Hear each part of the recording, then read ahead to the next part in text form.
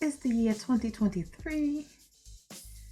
I am Kaya, your host, and as always, I am here to break it down.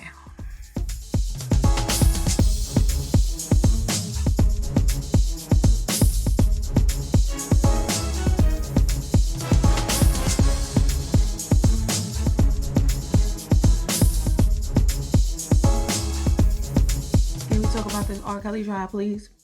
This is it. Like, can we really talk about this R. Kelly trial? Okay. There are so many moving parts to this trial. Now, I have watched the last 4 installments of Surviving R. Kelly. But baby, this trial and the last 4 installments of this documentary by Dreamhampton, Honey Boo Boo Child. Let me tell you something. Before we even get into the Surviving R. Kelly, can we point out the pink elephant in the room that haven't nobody talked about? But I want to talk about it. That was not in the Surviving R. Kelly case. The Jay-Z and R. Kelly connection. Jigga Kelly not guilty. Do y'all remember that song? Wanna charge me, but I'm not guilty. I got all my mommies. Remember that? From the Dynasty album in 2000, 23 years ago. Have we forgotten about that? Have we forgotten about the connection from the Best of Both Worlds tour? Have we forgotten about the Best of Both Worlds? Remember that? In 2002? First they came out with the I got all my money, the Not Guilty, and they came out with Fiesta in 2000. So Not Guilty was on Jay-Z's album in 2000, and then Fiesta was on R. Kelly's album TP2 in 2000. Both albums which I had.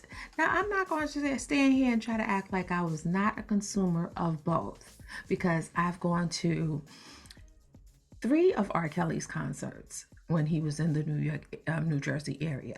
I seen him at the House of Blues in Atlantic City, and I waited.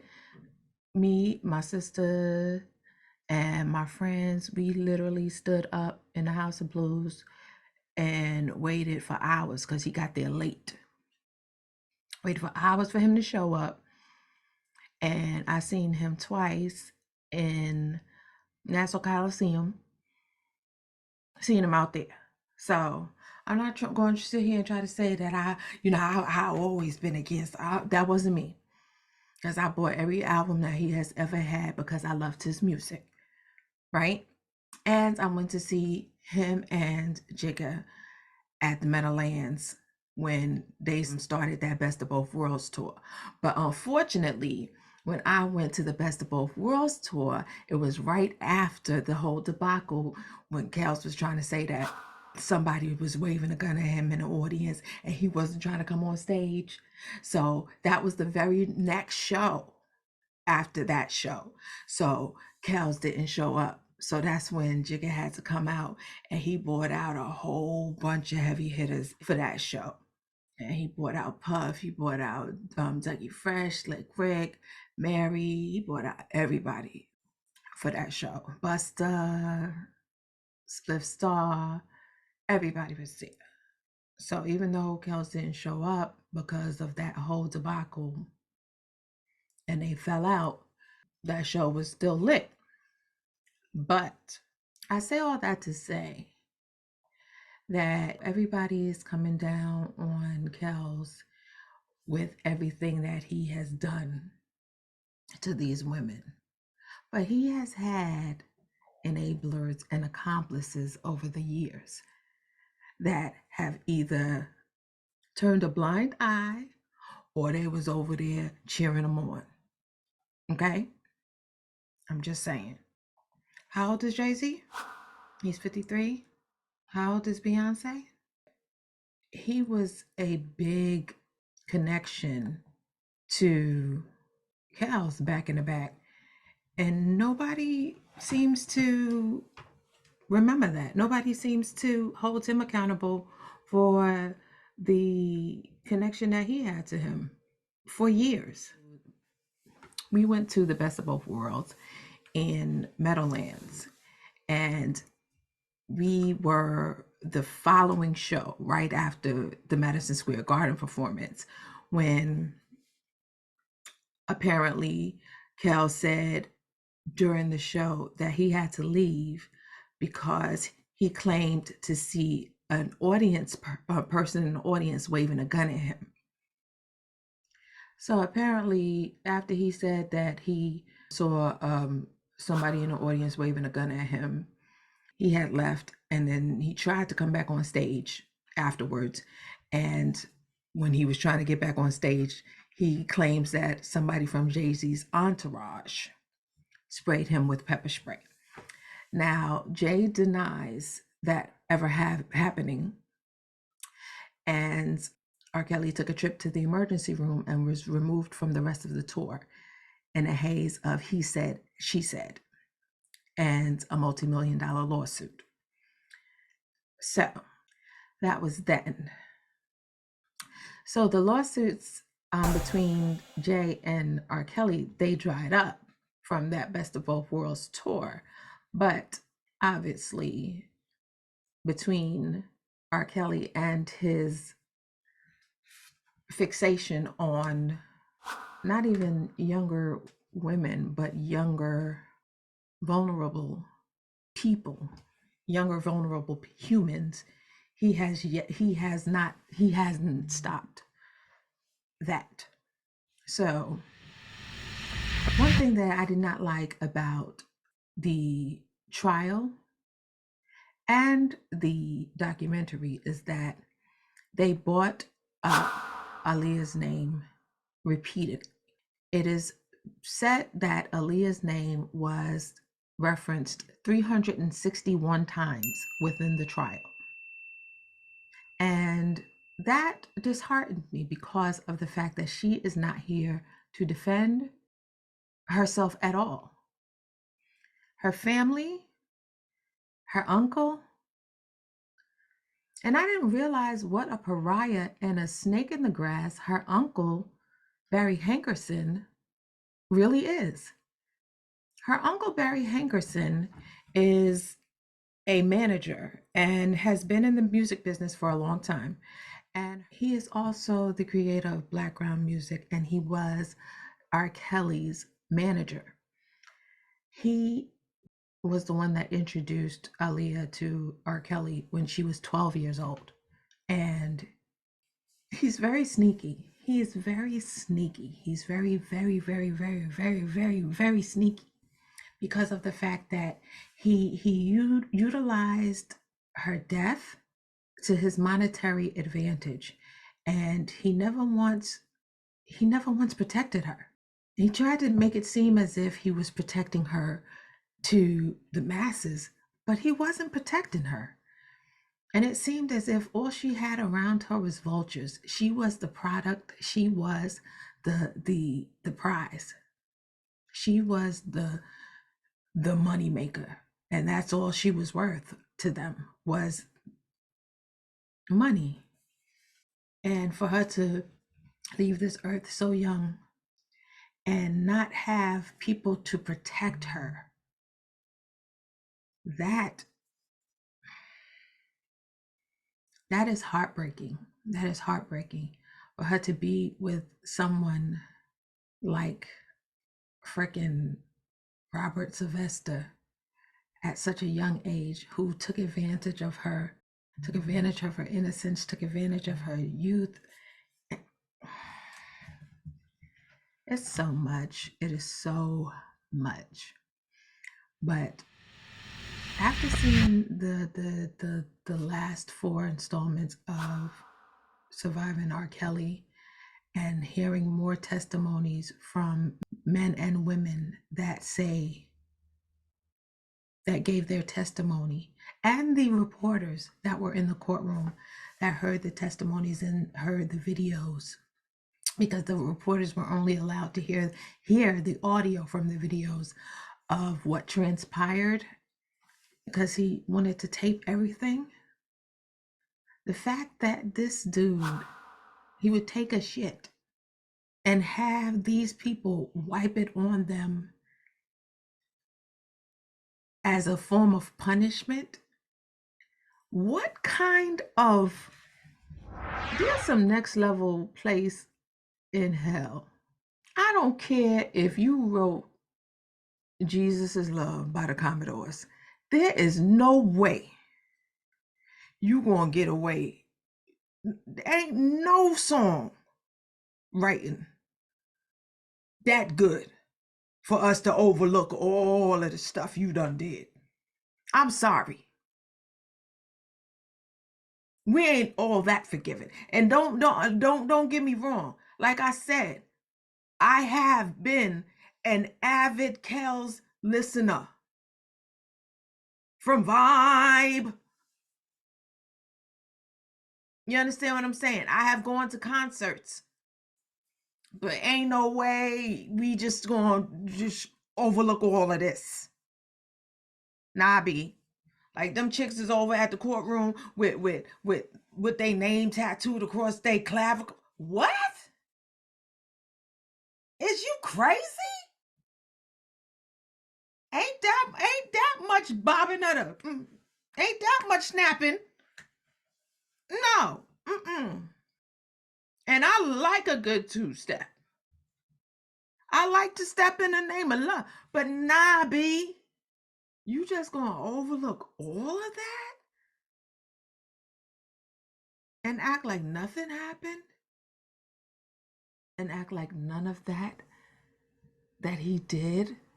All of those women and men, young, don't, no, not women, those young girls,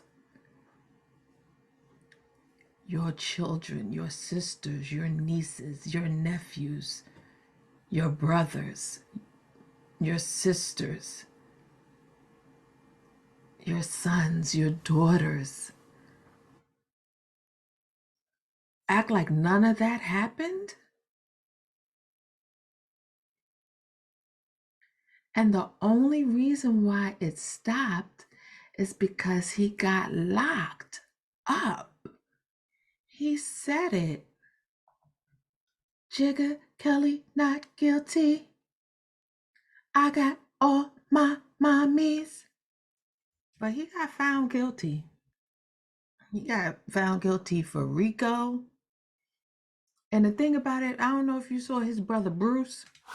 His brother Bruce, he was more taken aback when they said, when it was John Doe's that came forward. He was just like, John Doe's?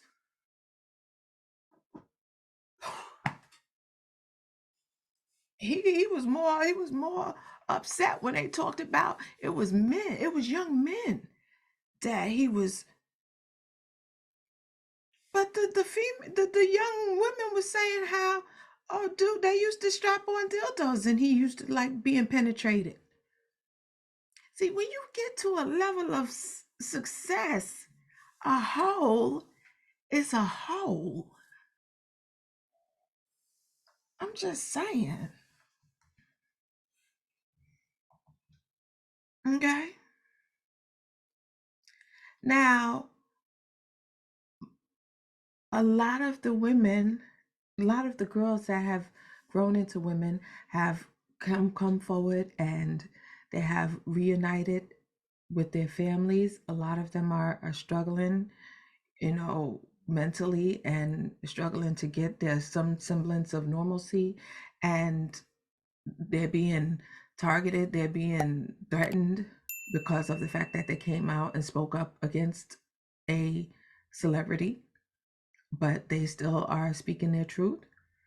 Now, Joycelyn Savage, who is allegedly R. Kelly's fiance, she welcomed their first child together, a baby girl named Ava Lee Kelly, through IVF. Because at first I'm just like, how this heifer gonna get pregnant when he was locked up since 2019? But she welcomed their first child who was conceived through IVF. Joycelyn shared the news of her daughter's arrival by posting 2 photos of the newborn. The caption said that the baby's birth was December 8th, 2022, and that she said, "My baby girl Ava, when you were born, my whole world shined so bright. I knew that it was no longer about me anymore, it was about us. Though the world is so cold, I promise to always protect you. I am so happy to be your mother, and you bring me so much joy." Now, your mother and father, apparently they say they're trying to still contact you, but you still are with the R. Kelly handlers.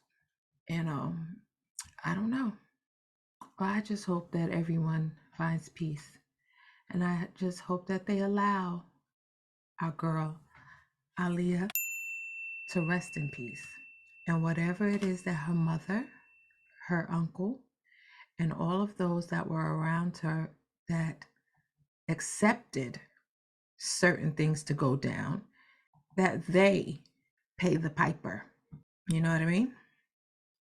But it also says that the family was forced to sign an NDA and that R. Kelly married Aaliyah when she came forward and told R. Kelly that she was pregnant. That's when they forged identification saying that she was of age so that they can get married.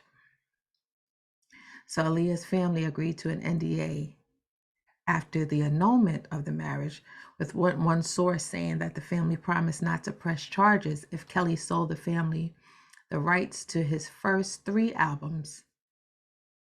You see how money? Because he married her when he was 27 and she was only 15. Her parents reportedly annulled the marriage, the license of which illegally listed Aaliyah's age as 18. Aaliyah's father was so angered by the events, the family agreed to signing the NDA and to avoiding legal action if Kelly sold them the rights to the albums, according to Kelly's longtime friend and bodyguard, Jim Pratt. Although this is not the first time reports of the NDA have surfaced, the new details come after a year of reckoning for the convicted R&B singer. In federal court last year, a Chicago jury found Kelly guilty of 3 counts of child pornography and 3 counts of enticing a minor to engage in sexual activity. Aaliyah was named as Jane Doe number 1 in that trial. Last year, also, Kelly sentenced to 30 years in prison in a New York court after being found guilty on all counts in a sex crimes and racketeering case, which saw testimony from 11 accusers, 6 of whom were underage when the abuse began. Surviving R. Kelly's final episodes don't focus solely on legal agreements. Survivor Ebony Doyle claims Kelly raped her days after his marriage to Aaliyah, forced her to sit in a sexual position for hours until he liked her posture, and pushed her down the stairs after she found a tape of him and Aaliyah that was of sexual nature. That story was definitely